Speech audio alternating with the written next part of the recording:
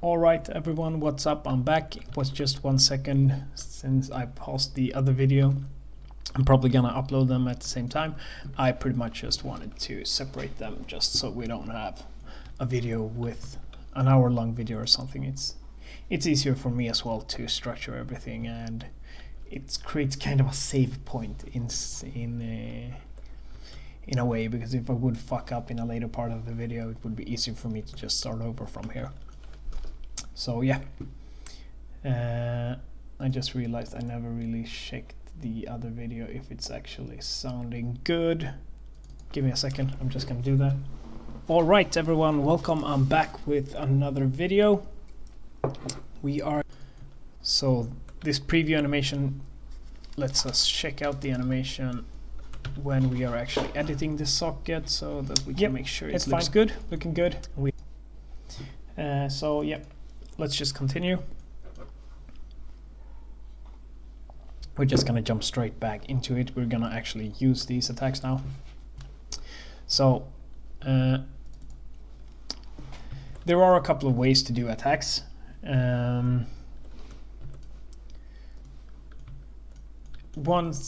So the three main things that I have seen while playing other games is, you can see this is a static animation. As you can see here, the character isn't really moving when doing this animation. He's standing in place. So one way to do it is that you can actually blend the upper body and the lower body, the same way that we are doing when we are equipping the sword. So if you do blend them, which is fine, you're free to do that if you want to, it's gonna work the same way as it's working with the equip animation. So I'm not actually gonna show that, the animation blending, because you should be able to figure that out by watching the equip animation. But here you can see that I'm running and I am equipping and unequipping the sword at the same time. So that's one way to use this animation, to actually move while attacking, if you want to be able to move while you are attacking like this. There are some games, I believe Skyrim works in that way. I'm not sure, I don't remember, but I think that's how Skyrim works. Then you also have the Dark Souls way of doing it, which is basically root motion. And I think that's the more common way now, maybe even, I'm not sure. So, but you can see that this character isn't moving. I haven't started another project, but I could have shown you that. I use root motion in most of my other tutorials, but basically with root motion, it makes sure that the animation drives the location of your character, because the standard way of driving your character is moving the capsule. You can either move the capsule by force or by variables, basically.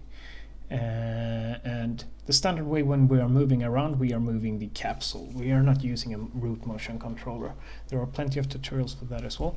But what root motion does, it makes it so that the animation aren't driven by your capsule, it's driven by your actual animation.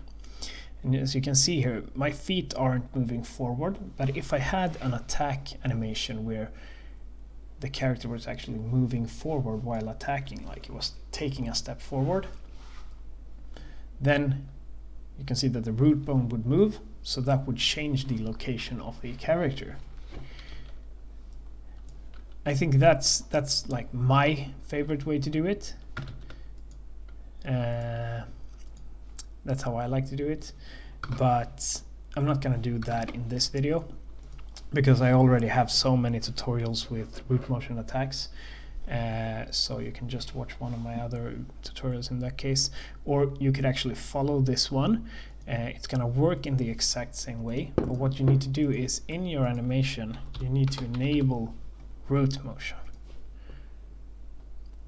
You need to make root motion enabled. I'm gonna do that now as well, for another reason. It's not really gonna do anything here right now, but it's there.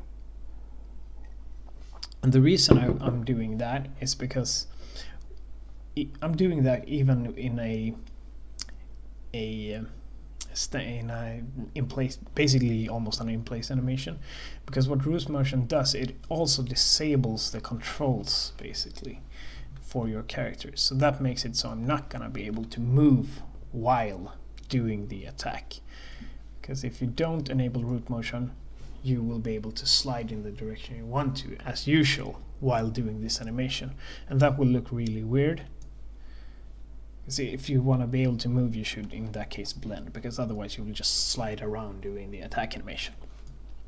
I hope that was a decent explanation. Yeah. So there are some pros and cons with both ways. What I've also seen in games, I think like Genshin Impact does this, I'm not entirely sure, but what you can actually do, and this is what I'm actually gonna do in this tutorial, I think it works well for like games that aren't going for a realistic approach, like Genshin Impact and Breath of the Wild, for instance. Breath of the Wild actually doesn't do this though. Breath of the Wild just uses, I think it's horrible, to be honest. I'm gonna be shot because I said that, because everybody loves that game. It's a nice game, but when you attack, you don't really move, which always annoys me. So what Genshin Impact does, I think, is that when you move, you actually just move the character forward a little bit. Just slide it forward. It looks decent, and if the games aren't going for realism, it's actually a cool way to do it. So that's what I'm gonna do here. That was my animation rant of attacks. So let's get into it. What do we want to do? We want to go into our combat graph. We want to create a function which is on. We are gonna create custom event. What are we gonna call this? Light attack, maybe?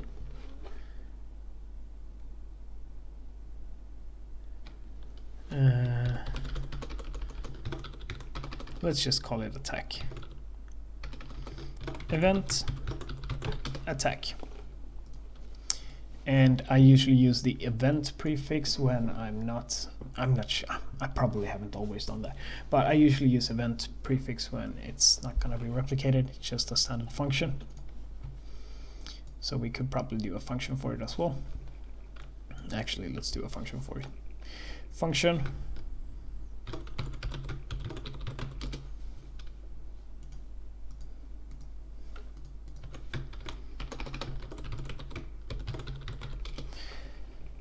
We can just move it out if we don't want it into a function. So event attack. So what's gonna happen here is we are gonna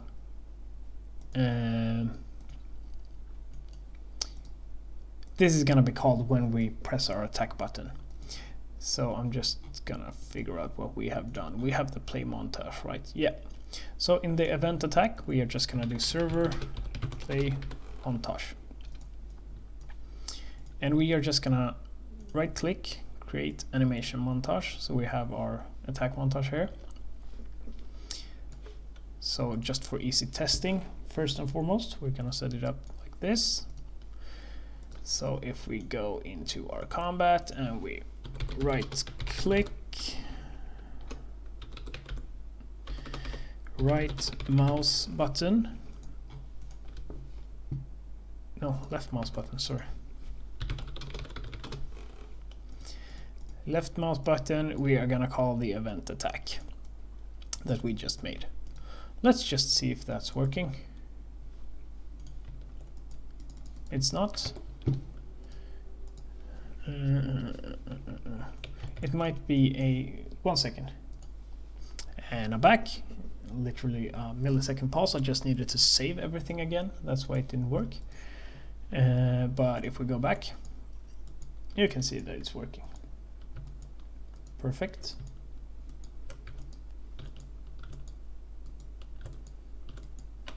So that's good. Cool, cool, cool.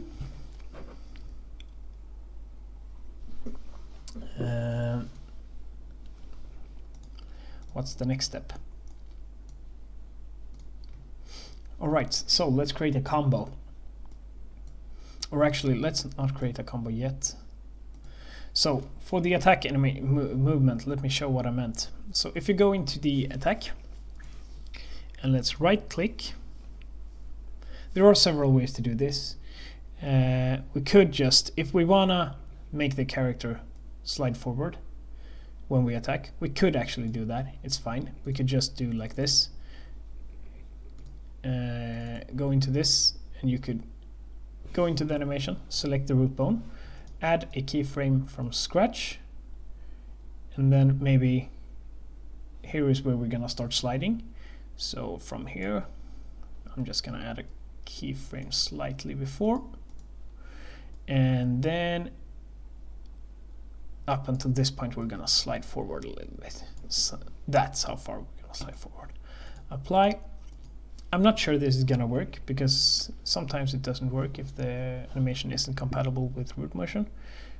But let's see. Let's create a new animation montage. And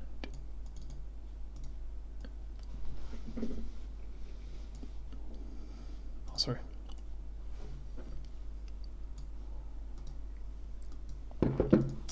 Perfect. Let's see if that works. Just need to save everything. Save all. Yep, that works. So you can see that I'm actually sliding forward a little bit now every time I do the attack. And I think this is actually, it's looking fine. I think it's looking quite good actually, to be honest.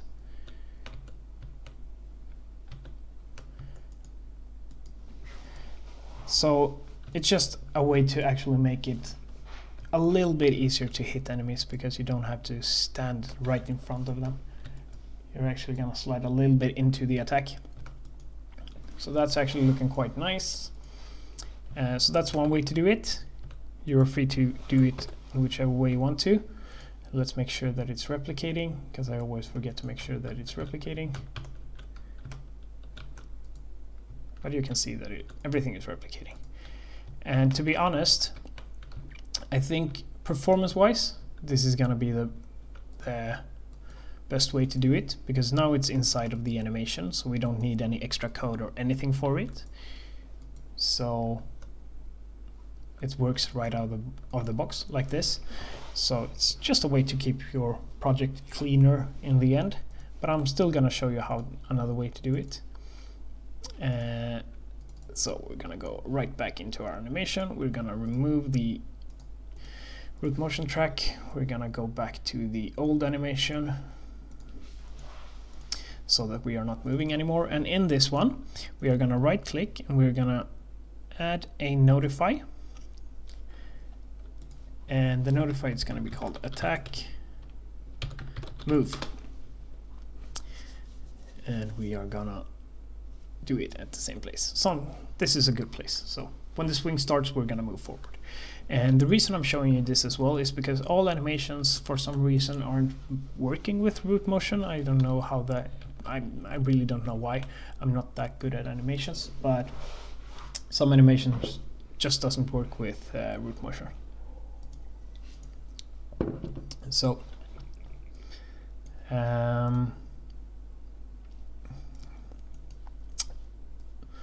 if you go into your, and here we're gonna create another event, custom event called server attack move, and another event MC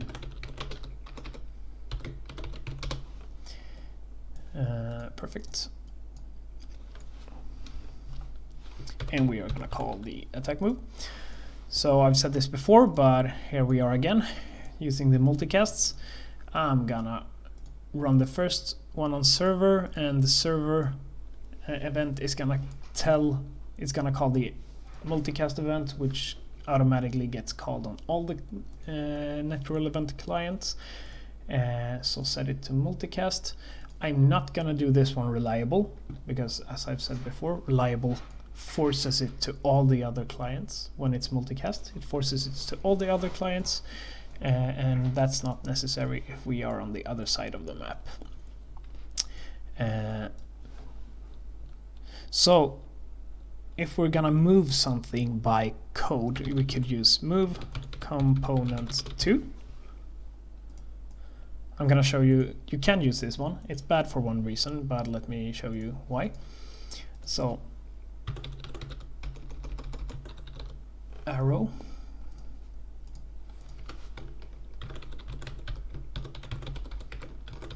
I'm just gonna do this an easy way. You could obviously get the current location with maths and stuff like that, but an arrow is just easier. So the arrow is a little bit in front of the character. So in the function, we're gonna get the attack location arrow. We are gonna get world location, and we are gonna get world rotation. So you can see, since it's rotated in the same way as the character, and the location is a little bit in front of the character, so that's a good way to do it.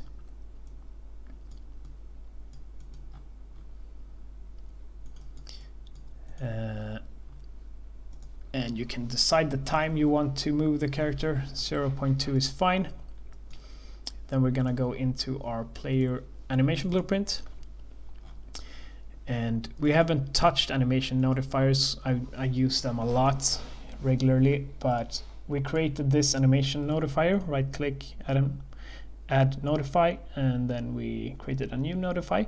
Since we have created this attack move notifier, we can reference that one in the animation blueprint. So right click, if you just type notify now, we're gonna find our event anim notify attack move, because that's the only one we have. And what we want to do is we want to have a reference to our player. My alarm, sorry. So this is also a bad way to do it. I think we should do begin play. So on the begin play of your blueprint, we are gonna try to get pawn owner,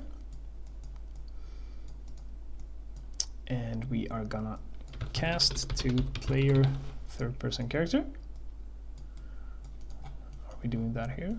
No, we aren't. Perfect.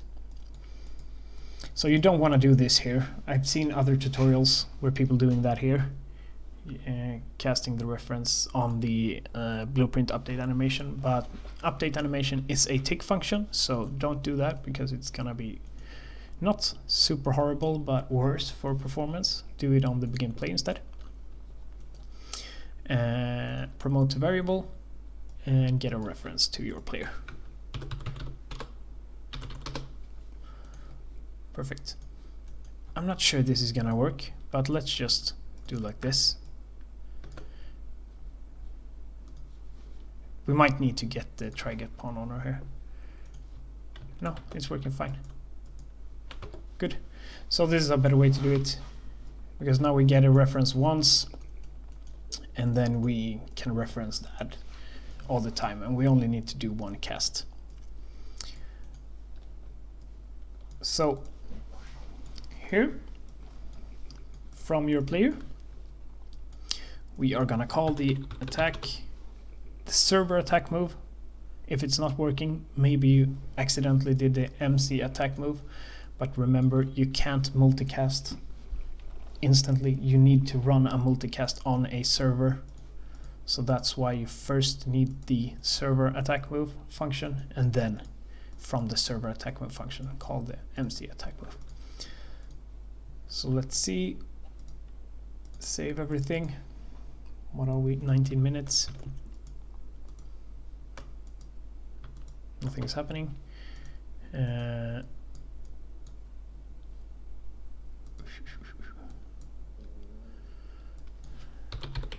Why is nothing happening? Just gonna see where the problem is. We are calling it. Perfect.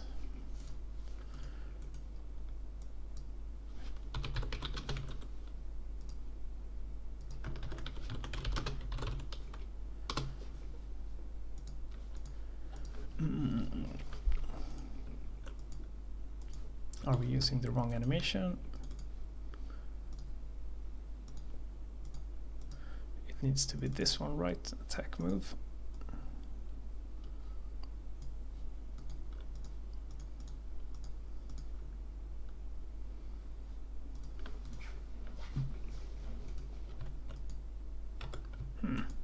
Weird. 1 second, let me pause. And back again, sorry about that. It's like every time I pause the video, I instantly realize what's wrong. So maybe I'm rushing the pausing a little bit. I ideally don't want to pause instantly because I also want you to see my problem solving. But yeah, this is super obvious. We aren't moving anything. We need to move our capsule component. So plug that in. Awkward if it's still not working. But now it's working. And you can see it pretty much looks exactly the same as with the root motion. Not much of a difference, so feel free to use whichever approach you want to, but this is not the perfect way. Let me show you why. There is a better way to do this, but as you can see, we are sliding into the environment, which is not very good. It's not going to look very nice. So let's not use that one. Let's instead use, so that's the problem with this move component 2. It's actually forces you to move your component. It's better to just set world location.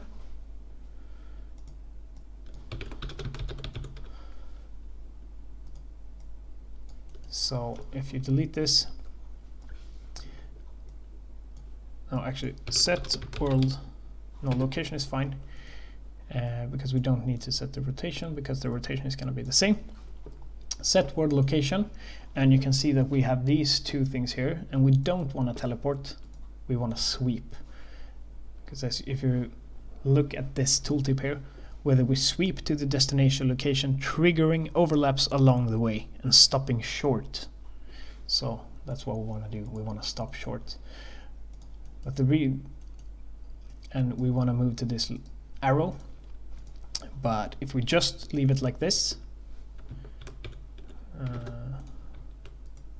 you can see that we are snapping to the location, and that's not very nice. So what we're gonna do is we are gonna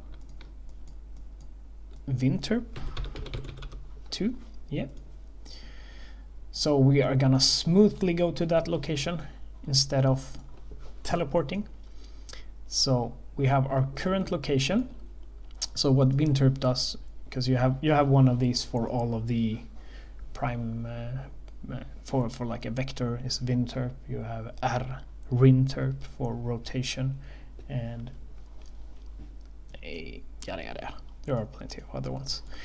We are using the winterp because we are making smooth vector transformation.